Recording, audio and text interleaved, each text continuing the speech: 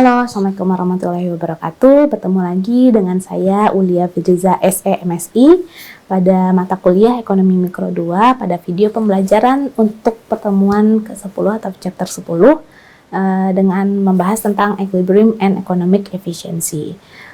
Baiklah, sebelumnya mungkin di pertemuan 9 kita sudah bahas bagaimana faktor-faktor market yang dipengaruhi oleh si pasar kekuatan monopoli ataupun monopsoni. Nah, di sini bagaimana sih kita akan membahas bagaimana untuk mencapai sebuah ekonomi yang efisien ya dalam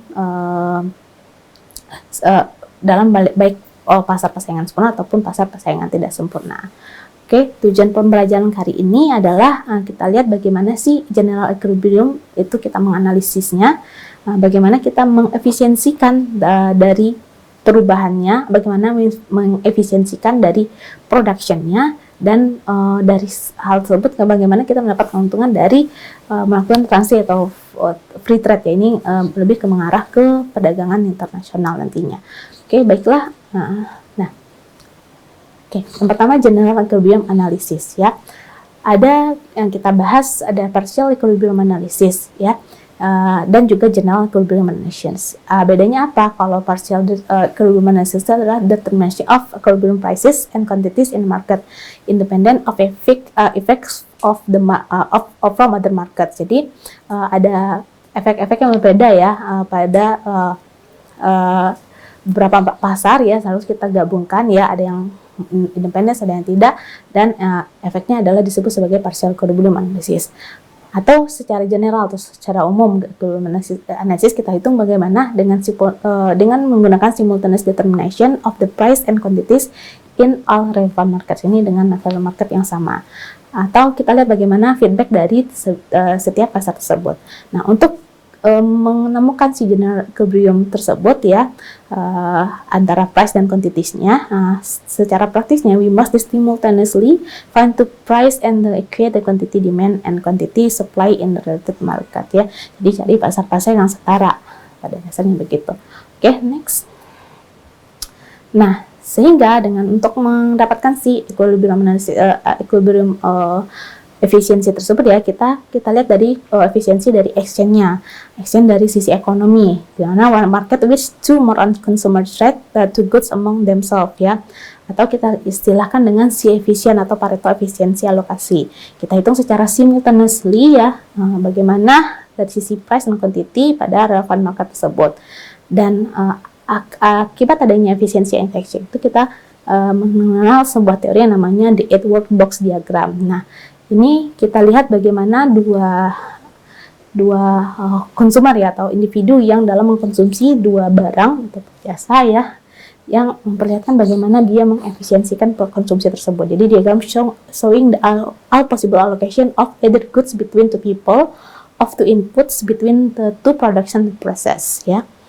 Untuk mungkin lebih jelasnya kita akan bahas lagi di kelas nantinya. Oke, next.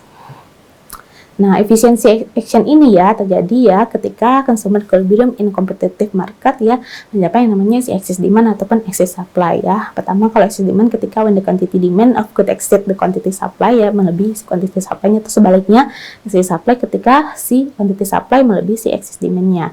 Nah, akan terjadi yang namanya si welfare economic ya, ketika situasi normative evaluation of market and economic policy. Dengan catatan, equivalent trades in competitive marketplace ya, dengan adalah pasar persaingan sempurna ya, sehingga semua beneficial trades will be complete and the result the equilibrium allocation of the resource will be economic efficient ya. Jadi itu akan menyebabkan adanya efisiensi ekonomi ya, dan setara dengan si welfare economic tersebut. Oke, next. Nah, lalu kalau bagaimana dari sisi production ya, kita lihat dari bagaimana input efisiensinya ya, supaya mendapatkan output yang efisien juga. Jadi kita lihat bagaimana teknikalnya, secara teknikal efisiensi, the condition under the which firm combine the inputs to produce a given output in expensive possible. Nah, di sini ada namanya kurva possibility frontier ya. Dulu sebelumnya kita sudah pernah bahas belajar tentang juga kurva PPF. Itu adalah kurva yang mengkombinasikan bagaimana dua unit input atau barang dikombinasikan untuk maksimalkan sebuah output. Nah, akan berada selama di garis lengkung tersebut. Jadi production possibility frontier tersebut bagaimana kombinasi ya mereka bisa bergabung. Nah, di sini kita lihat bagaimana di maksimal itu adalah di siku yang B, C, dan A tersebut. Nanti untuk lebih jelasnya mungkin akan kita bahas lagi di kelas nantinya.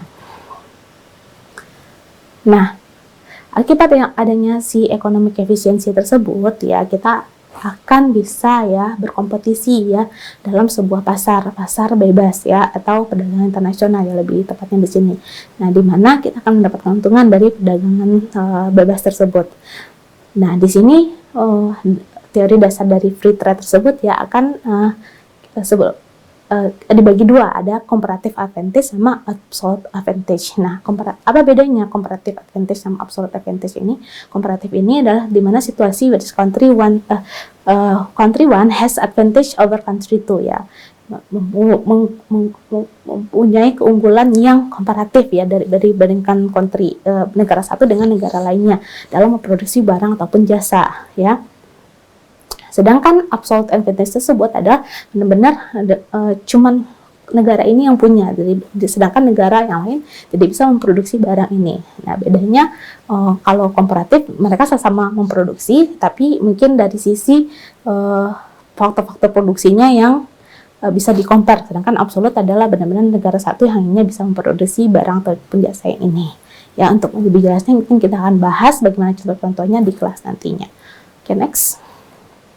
Nah, di sini apa yang terjadi when the nation itu trades ya, atau melakukan yang namanya perdagangan internasional ya, dengan melakukan comparative advantage ataupun absolute advantage tersebut ya, sehingga each country determines what the happen they trade. Jadi sini ada dua negara ya, ada Holland dan Italia. Nah, Holland itu dia mempunyai keunggulan komparatif dari wine misalnya, sedangkan Italia mungkin yang mempunyai keunggulan komparatif untuk si produksi cheese ya, atau keju ya. Nah, ini salah satu bentuk contohnya. Bagaimana datangnya nanti akan kita bahas di kelas nantinya. Ya, ini salah satu juga bentuk bagaimana keuntungan dari si gains from trade ya. Kalau kita jumlahkan dari masing-masing industri ya suatu negara ya, nanti mungkin kita akan dibahas lebih dalam di kelas nantinya. Oke. Mungkin itu saja untuk video pembelajaran kali ini ya. Terima kasih untuk sudah menyaksikan video pembelajaran dari saya. Sekali lagi ini adalah sumber referensi yang bisa kalian gunakan. Silakan dicari atau ditemukan sumber-sumbernya, dan sampai ketemu pada video pembelajaran selanjutnya. Saya Aulia Firdiza selaku salah satu dosen pengampu pada mata kuliah Ekonomi Mikro 2 mengucapkan terima kasih dan assalamualaikum warahmatullahi wabarakatuh.